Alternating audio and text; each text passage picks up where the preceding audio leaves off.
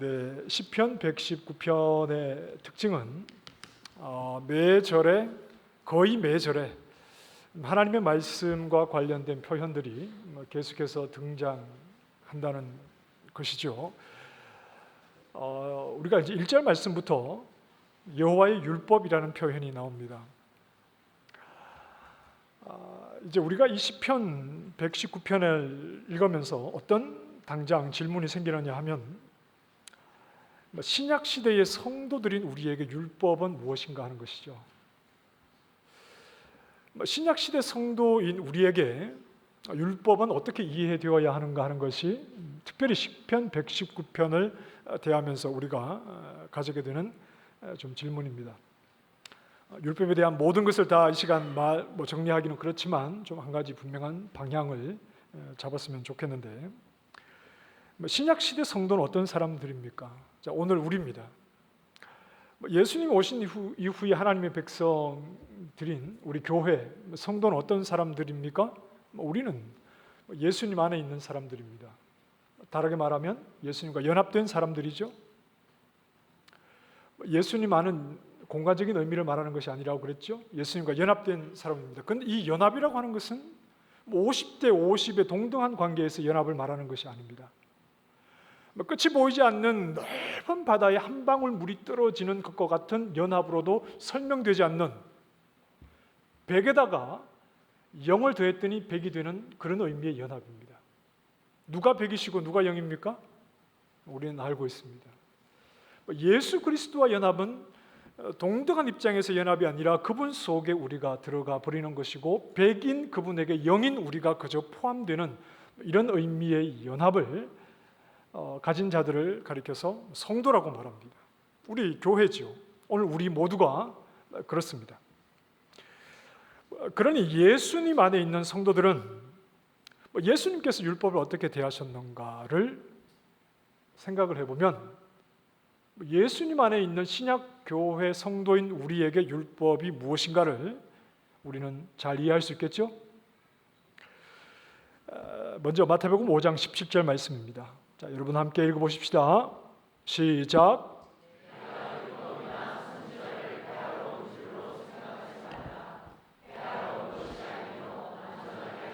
예수님께서 하신 말씀이죠. 예수님은 율법이나 선지자를 폐하러 오신 것이 아니라 어떻게 하기 위해서 오셨다고요? 완전하게 하려 함이라 그랬습니다. 자, 예수님이 오시기 전까지 율법은 불완전했습니다. 그렇습니까?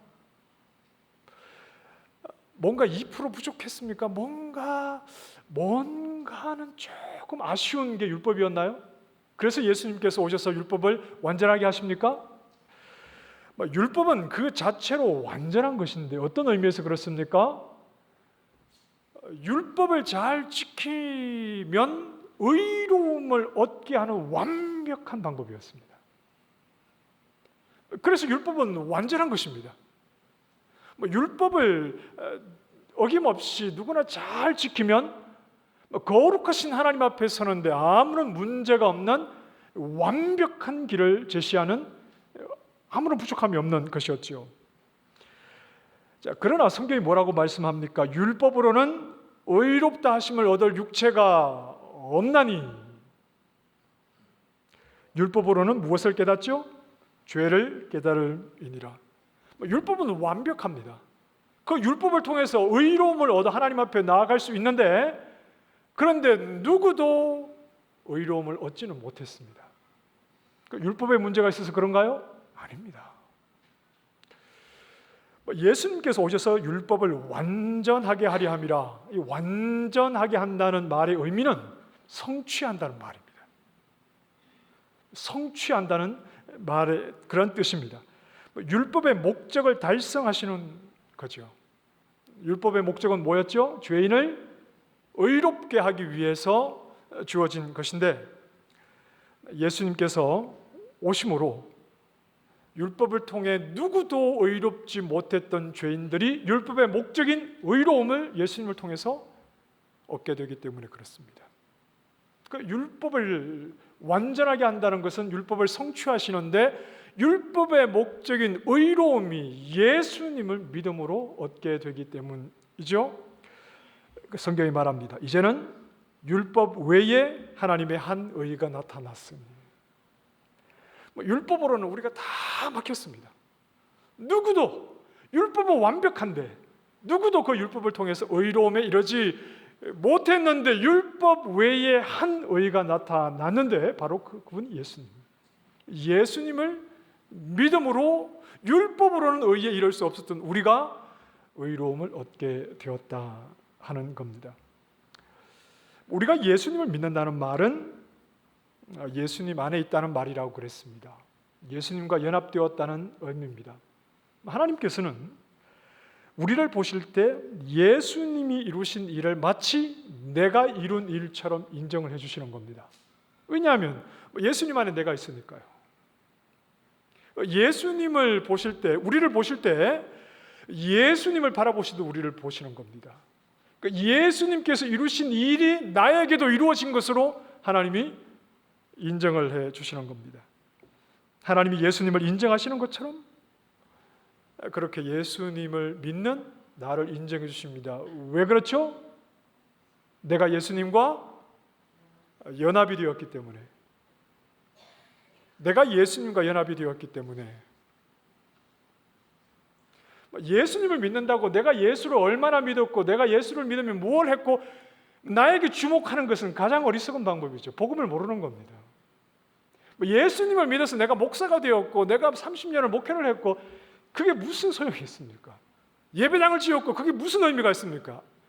예수님을 믿으면서 우리는 예수님에게만 주목하면 되는 것이죠. 왜냐하면 예수님을 믿는 나를 보실 때 하나님은 누구를 보시기 때문에 그렇습니까? 내가 믿고 있는 예수님을 보기 때문에 그렇습니다. 자, 그럼 오늘 우리에게 율법은 무엇입니까? 율법은 우리와 연합하신 예수님께서 온전히 그 안에서 살아내신 삶입니다. 예수님의 삶은 이 땅에서 예수님이 사시는 동안 예수님의 삶에는 무엇으로만 채워졌습니까? 하나님의 율법으로만 채워졌습니다. 하나님의 말씀으로만 채워졌죠. 예수님의 삶이 하나님의 말씀에 순종하지 않고 하나님의 뜻을 벗어난 적이 있었습니까? 아닙니다. 예수님의 삶은 전부가 하나님의 말씀 안에서 순종하는 삶을 살아내셨습니다. 자, 왜 그렇게 하셔야 했습니까? 왜 예수님은 율법을 폐하시지 않고 그분이 율법에 온전히 순종하시는 삶을 그렇게 살아내신 거죠? 예수님이 정말 의로운 분인지를 확인하기 위해서 율법에 순종하셔야 했습니까? 맞습니다. 예수님은 마지막 아담으로 오셨습니다. 마지막 아담은 누구를 대신해서 서 계시는 거죠?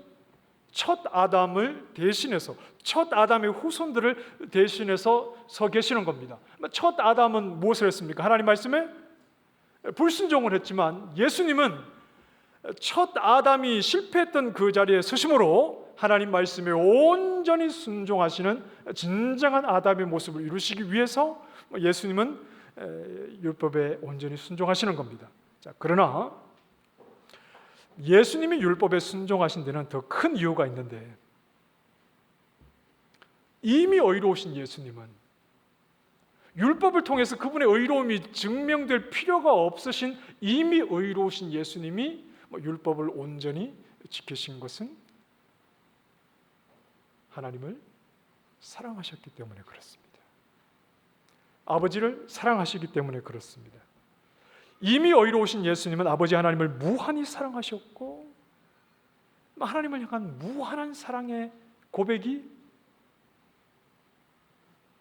온전히 그분의 말씀에 순종하는 것으로 나타난 겁니다.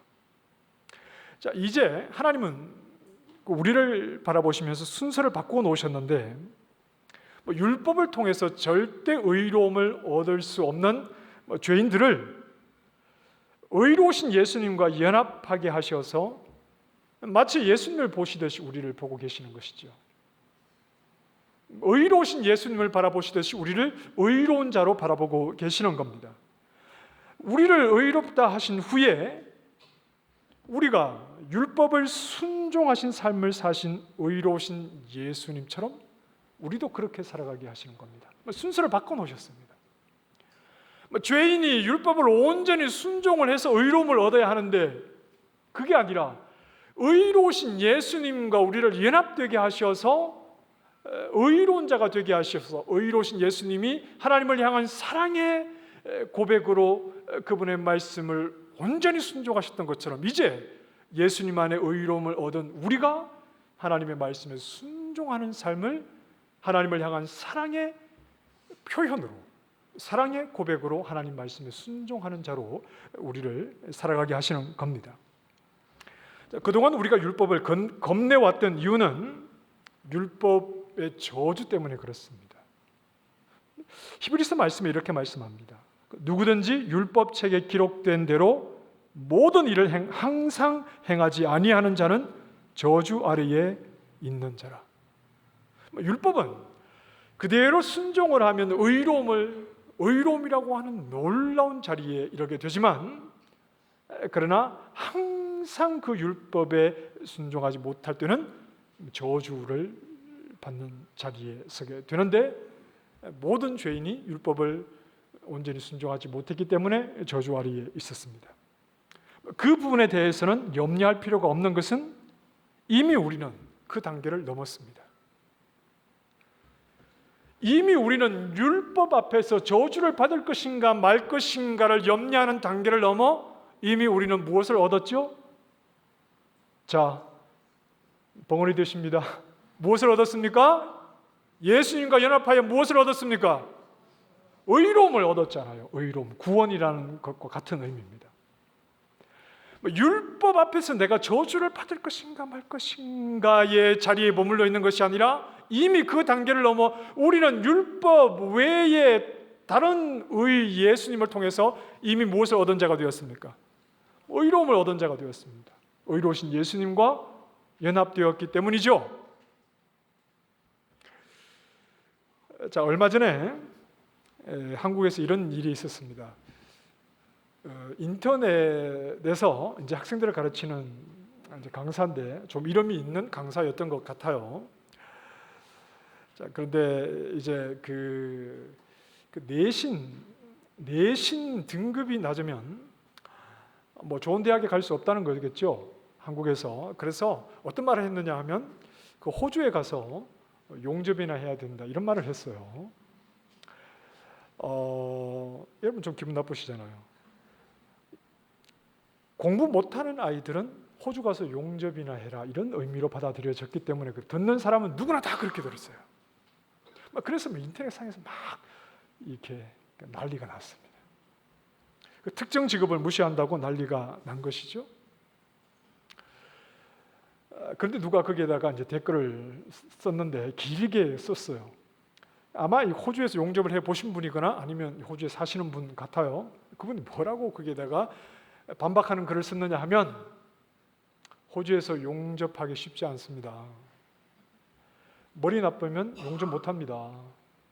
영어 시험 IELTS 6.5 이상 각각 받아야 되고, 그리고 영어로 소통을 해야 되고, 호주에서 용접하려면 공부 정말 많이 해야 됩니다. 머리 나쁘면 용접 못합니다. 제가 그 글을 읽으면서 속이 시원했는데, 여러분 영어 시험 때문에 고생 많이 하셨잖아요. 그 호주에서 영주권을 받기까지 그 과정이 얼마나 힘듭니까? 조건이 너무 까다롭고, 그리고 일하는 것도 쉽지 않은데 피곤한 몸으로 또 틈틈이 영어 공부해야 되고, 시험 쳐야 되는데 떨어지면 또 내가 돈 내고 또 쳐야 되잖아요. 그래서 다 조건을 갖추어도 마냥 기다려야 되고, 그 기다리는 시간이 좀 초조하기도 하고 불안하기도 하고, 여러분 다 경험해 보시지 않으셨습니까? 그래서 영주권을 딱 받으면 모든 걸 잊어버리죠. 그동안에 불안하고 초조하고 영어 시험 때문에 스트레스 받고 했던 모든 것을 다 잊어버립니다. 저희 교회에 어떤 형제가 있는데 아주 힘들게 영주권을 받았어요. 아주 힘들게 좀 시간도 많이 걸리고 영주권을 받았는데, 그래서 이 형제가 영주권을 받은 후에 자기 이름을 김영주권이라고 불러달라고 그랬습니다. 근데 굳이 영민 형제라 말하지 않아도 다 아실 것 같은데 그만큼 힘든 거죠. 그런데 영주권을 받은 이후에는 마음 졸일 필요가 없고 조마조한 마음을 가질 필요가 없지요. 영어 시험 다시 쳐서 우리 영어의 수준을 테스트하지도 않습니다. 호주에서 살지 말라고 쫓아내지도 않지요. 영주권을 받은 이후에는 그 모든 조마조마하고 힘들었던 과정을 다 잊어버리고 살아가는 겁니다. 이미 예수님 안에 있는 우리는 더 이상 율법의 저주 때문에 두려워할 필요가 없습니다. 율법의 저주 때문에 마음 졸이실 필요가 없습니다. 이미 의롭게 되었기 때문에 그렇습니다. 이미 다 끝났기 때문에 그렇습니다. 이미 의롭게 되었기 때문에 율법의 저주와는 관계없는 삶을 우리가 살아가고 있는 것입니다. 우리의 의로움은 선언적인 의미입니다. 자, 이게 무슨 말이냐? 자, 여러분 의로우시죠? 여러분 의로우십니까? 여러분 예수 그리스도와 연합되셨습니까? 나에게는 아무런 소망이 없는 줄 알아. 내 힘으로는 어떤 구원의 가능성이 없는 줄 알아. 오직 예수님 그분만을 바라보기로 작정하고 계시죠? 그래서 우리는 예수 그리스도와 연합되고 예수 그리스도와 연합된 자들을 향해서 의롭다고 선언하십니다. 오늘 우리가 가진 의로움은 선언적인 의미입니다. 이 말은 우리가 의인이기는 하나, 의로운 자이긴 하나 100% 순도의 의로운 삶을 살아내고 있지는 못하다 하는 것입니다. 여러분 의로우시잖아요. 그런데 의로운 삶을 살아가고 계십니까? 완벽한 의로운 삶을 살아가고 계십니까? 아닙니다. 아니라고 하셔야 됩니다. 왜냐하면 이게 정상이니까요. 그렇다고 오늘 우리가 의로운 자가 아닙니까? 아닙니다. 맞습니다. 우리는 다 의로운 자인데 100% 완벽한 의로운 삶은 살아내지 못합니다. 그럼에도 하나님은 우리를 향해 의롭다고 선언을 해 주시는 겁니다. 그 선언적인 의미라는 말입니다. 정희윤, 너 의로운 자다. 하나님께서 이렇게 선언하시는 겁니다. 왜냐하면 제가 늘 의로운 삶을 살아서 그런 줄 아십니까? 아닙니다. 저에게는 소망이 없다는 사실을 저는 누구보다도 당당하게 말할 수 있는 사람입니다. 여러분, 저 형편없는 사람입니다. 제 머릿속을 여러분에게 다 보여드리면 다음 주에 한 분도 안 계실 겁니다. 여기에 정말 형편없는 사람입니다. 그래서 제가 예수 그리스도만을, 예수님이 나를 부르시면 아무런 소망이 없다는 것을 저는 너무나 잘 알고 있어 예수 그리스도만을 바라봅니다. 매일같이 하는 이런 예수님을 바라보는, 늘 나의 연약함을 발견할 때마다 저는 더욱더 예수님만을 바라봅니다. 이제 저는 저 한 사람의 독립된 개체로 저를 말할 수가 없는 사람, 예수님 안에 그분과 연합되어 있는 것 외에는 저를 말할 수 없는 그런 사람입니다. 그래서 이런 저를 향해서 하나님은 의롭다고 선언해 주시는 겁니다. 왜냐하면 예수님을 보시고 나와 연합해 주신 예수님을 보시고 나를 향해 의롭다고 선언해 주신 겁니다. 여러분, 우리 모두가 그런 것 아닙니까? 오늘 우리를 향해서 의롭다고 하시는 것은 선언적인 의미이지 내가 100% 의로운 삶을 살아내고 있기 때문에 그렇지는 않습니다. 그러니 의롭다고 자신 있게 말하시고 나는 의로운 삶을 살아내지 못한다고 자신 있게 말하시되 오직 그래서 의로우신 예수님만을 바라보신다고 더욱 자신 있게 말씀하셔야 됩니다. 오늘 우리가 가진 의는 이런 선언적인 의미입니다. 우리는 여전히 의로운 삶을 살아내지 못하고 더 정확하게 말해서 죽을 때까지 우리는 완벽한 의로운 삶을 살아내지 못하지만 예수님 안에서 의롭다고 선언해 주시는 겁니다. 그래서 일평생 나에게 소망을 두지 않고 일평생 나에게 의로운 것처럼 나에게 소망을 두지 않고 일평생 예수 그리스도 그 대속의 은혜와 연합된 은혜에 감사하며 겸손히 살아가라고. 그러니 가장 어리석은 것이 교회 안에서 의로운 척하는 게 가장 쓸데없는 짓입니다. 그렇지 않다는 거 우리가 다 알고 있는데 꾸밀 필요가 없어요. 그냥 다른 사람들과는 다른 것처럼 그렇게 왜 피곤하게 믿음 생활 하십니까? 그런 게 아니죠. 그런 게 아니라 예수 그리스도만을 바라보는 우리에게 그리스도의 의를 우리에게 전가하셔서 우리를 의롭다고 선언해 주시는 겁니다. 자, 그렇다면 여러분 의로우시죠? 여러분 의로우시죠? 이제 여러분 의로운 자가 되셨는데, 그리고 여러분이 100% 의로운 삶을 살아내지 못한다면 이제 우리의 삶은 뭡니까? 어차피 나는 의롭고 그리고 의로운 삶을 살아내지 못하니까 이제 우리는 방황하며 살아가면 되는 겁니까? 어차피 100%는 아니니까 그렇게 막 죄도 짓고 그렇게 살아가면 되는 걸까요? 그렇지 않습니다. 정말 예수님과 연합되어 의로운 자가 된 사람이라는 것을 무엇으로 알 수 있느냐 하면 나의 마음이 의로우신 주님을 닮아가는 것입니다. 나의 마음이 의로우신 주님, 그분 때문에 내가 의로운 자가 되었다면 내 마음이 그 의로우신 주님을 닮아가는 것입니다.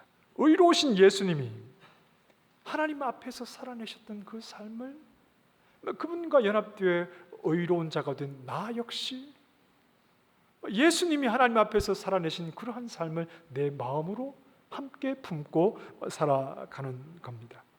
그래서 이제 의롭게 된 자의 소망은 주의 율법을 사모하는 마음으로 이어지는 겁니다.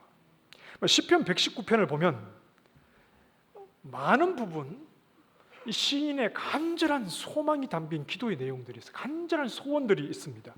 그 기도의 대부분이 자기를 지켜 주의 계명을 떠나지 않게 해주십시오, 주의 율례를 떠나지 않게 해주십시오. 이게 계속해서 하나님 앞에 시편 119편에서 하나님 앞에 들어지는 기도의 내용입니다.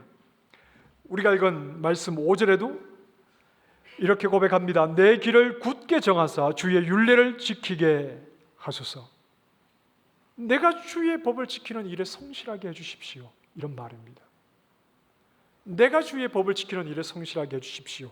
이것이 의로운 자가 가지는 새로운 소원입니다. 이미 의롭게 된 자가 가지는 새로운 소원이 주의 율례를 떠나지 않게 해주십시오, 이렇게 간구한다는 겁니다. 우리가 예수님 안에서 의로운 자가 되었다는 것을 무엇으로 확인할 수 있는가 하면 내 안에 이러한 새로운 소원이 있는가, 내 안에도 이런 새로운 소원이 있는가, 주님의 말씀을 순종하고자 하는 마음입니다. 주의 말씀에 순종하고자 하는 열망이 여러분 있으십니까? 내 안에 주의 율례를 떠나지 않게 해주십시오, 주님의 말씀을 떠나지 않게 해주십시오라고 간절하게 기도하는 이런 마음이 여러분 안에도 있으신가요? 이게 예수님과 연합되어 의롭게 된 자가 가지게 된 새로운 소망입니다. 우리는 주님의 말씀을 떠나는 것이 즐거움이 아닙니다. 여러분도 그러시잖아요. 주님의 말씀에 순종하지 않는 것에서 우리의 진정한 기쁨이 있는 것이 아닙니다. 우리는 주님의 말씀에 순종하기를 기뻐하는 사람들입니다. 우리는 다윗을 잘 알고 있습니다. 다윗은 이스라엘의 왕이면서 많은 시편들을 남겼는데 칼빈은 이 시편 119편이 다윗의 시편이다 이렇게 보고 있기도 합니다. 다윗은 예수님 오시기 1000년 전에 살았던 사람입니다. 그러나 예수님 오시기 1000년 전에 살았지만 예수님 안에서 이루어지는 복음의 의미를 알았습니다. 그리고 다윗은 예수님을 바라봤던 사람입니다. 다윗이 깨달은 복음은 특별히 그가 지은 시편 32편에 잘 나와 있습니다. 자, 시편 32편 1절과 2절 말씀 같이 읽겠습니다. 시작. 허물의 사함을 받고 자신의 죄가 가려진 자는 복이 있도다. 마음에 간사함이 없고 여호와께 정죄를 당하지. 자, 이 32편의 시편의 말씀을 나중에 1000년 뒤에 사도 바울이 인용을 하죠. 로마서 4장에서 인용을 하면서 이렇게 해석을 하죠. 일한 것이 없이 하나님께 의로 여기심을 받는 사람의 복에 대하여 다윗이 말한 바, 그러면서 이 32편을 인용을 합니다. 일한 것이 없이 하나님께 의로 여기심을 받는 사람의 복, 일하지 않았는데 의롭다 여김을 받는 복이 무엇인지를 이미 누가 알고 있었다는 말이죠? 다윗이 알고 있었습니다. 예수님 오시기 1000년 전에 다윗은 이 복음의 놀라운 은혜, 일하지 않았는데 의롭다고 인정해 주시는 이 놀라운 은혜를, 이 복음의 깊은 의미를 다윗은 1000년 전에 알고 있었습니다. 일을 해서, 다시 말해서 율법을 다 지켰기 때문에 의롭다고 인정을 받는 것이 아니라,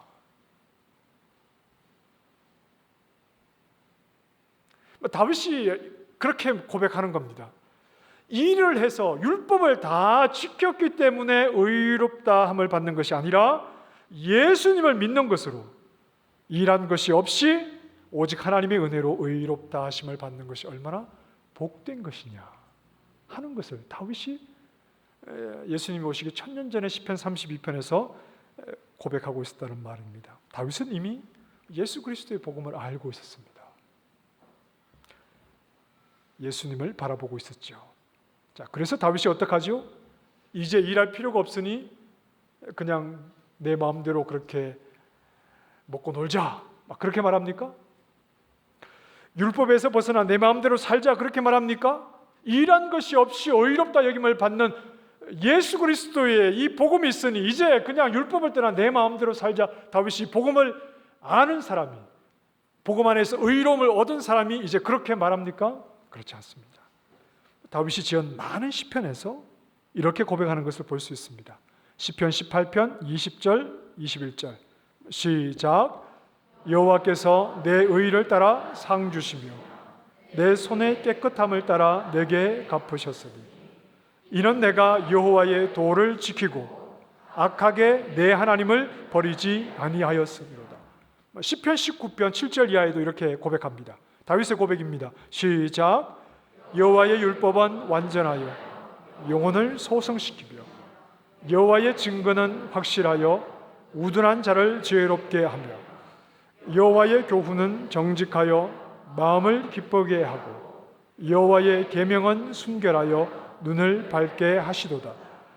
여호와를 경외하는 도는 정결하여 영원까지 이루고 여호와의 법도 진실하여 다 의로우니 금 곧 많은 순금보다 더 사모할 것이며 꿀과 송이꿀보다 이미 복음을 아는 자, 이미 예수 그리스도, 하나님이 약속하신 예수 그리스도 안에서 복음을 누리는 자, 일한 것이 없이 율법을 온전히 지킴으로 얻게 되는 의가 아니라 일한 것이 없이 의롭다 여김을 받는 이 복음을 알고 믿었던 다윗은 더욱 여호와의 율법을 바라보고자 했습니다.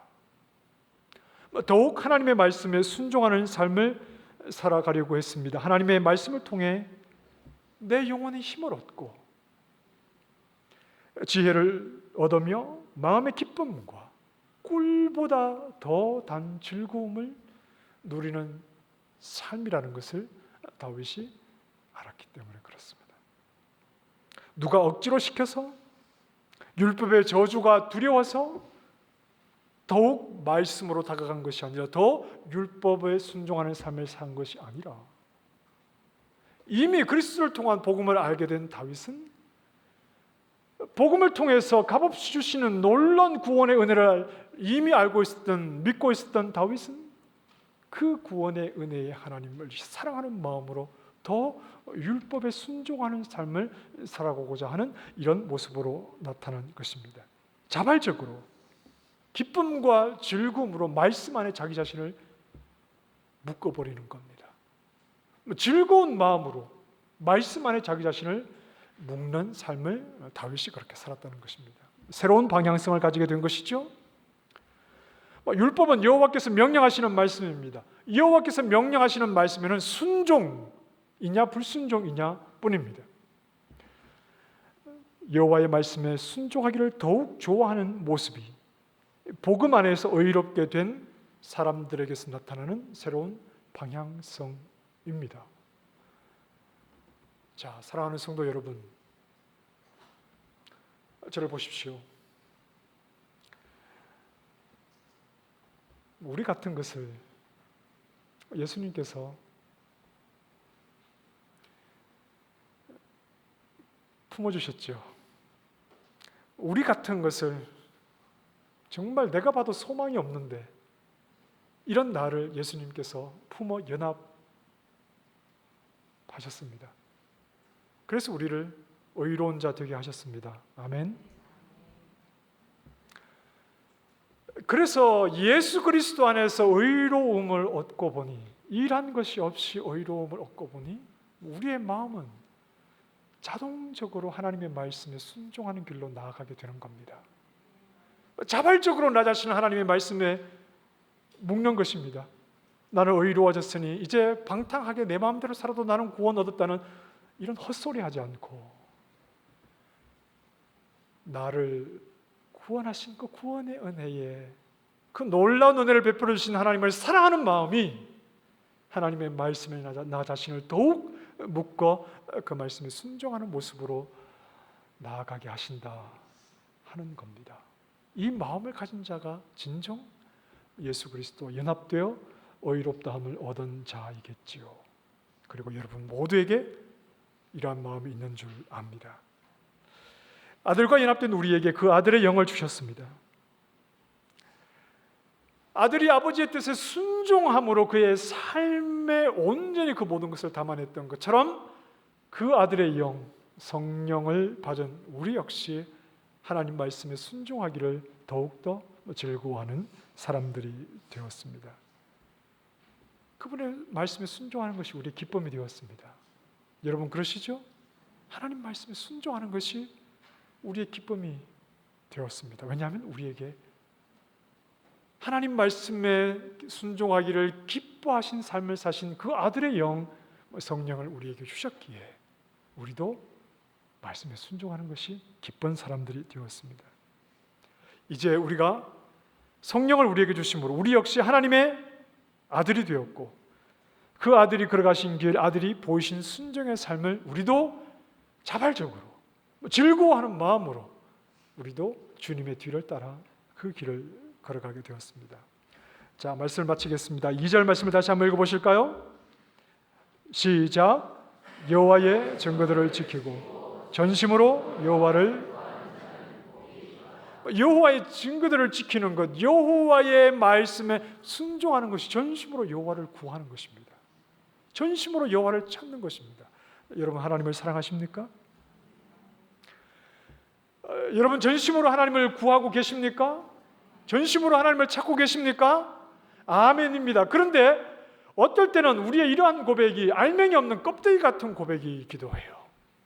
하나님을 사랑한다는 고백이 알맹이는 없는 그냥 껍데기 같은 고백입니다. 왜 그런지 아십니까? 말로만 고백하기 때문에 그래요. 하나님을 향한 사랑의 고백을 내 영혼의 무게가 느껴지는 그 깊은 고백을 하기 원하십니까? 그런 고백을 다시 회복하기 원하십니까? 말로만 하지 마십시오. 말씀에 순종하십시오. 말씀에 순종하게 될 때 하나님을 향한 나의 사랑이 거짓이 아니라는 것을 우리는 알게 되는 것입니다. 하나님께서 우리를 불쌍히 여겨주시기를 원합니다.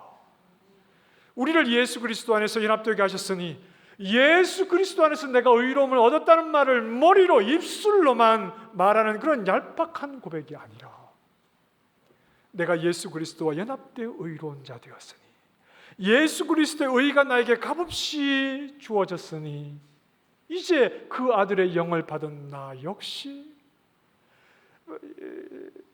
예수 그리스도의 복음을 바라봤던 다윗이 고백했던 것과 마찬가지로 그리고 예수님이 보이신 대로 의롭다함을 얻었나? 일하지 않고 의롭다함을 얻었나?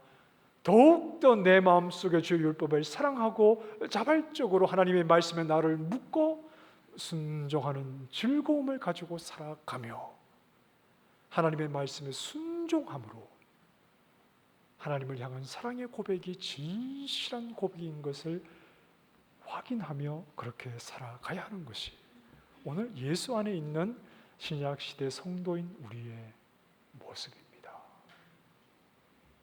사랑하는 성도 여러분, 우리는 아들의 영을 받았습니다. 그래서 우리는 하나님의 아들이 되었습니다. 그리고 우리는 아들이 살아가신 말씀에 순종하는 삶을 즐거워하며 걸어가야 합니다. 정신 차리십시다. 정신 차리십시다. 물질의 복, 정신 차리십시다. 무엇이 진정 하나님의 백성입니까? 누가 성령을 받은 하나님의 사람들이요 그 아들의 영을 가진 하나님의 자녀입니까? 순종으로, 그 말씀에 순종함으로 주님을 향한 나의 사랑이 거짓이 아니라 진실이라는 것을 머지않아 나를 부르실 텐데 그 전에 이런 주님을 향한 진한 고백을 하며 살아가야 되지 않겠습니까? 담대하게 믿음의 길을 걸어가십시다. 나를 의롭다 하신 하나님의 은혜에 감사하며 내 마음을 들여 말씀에 나를 묶어 하루하루의 삶이 말씀에 순종하는 그런 깊은 사랑의 고백을 하는 모든 믿음의 종들이 되시기를, 순종함으로 하나님 주시는 기쁨을 누리시는 모든 믿음의 식구들이 다 되시기를 주님의 이름으로 축원합니다. 기도하십시다. 하나님, 아들의 영을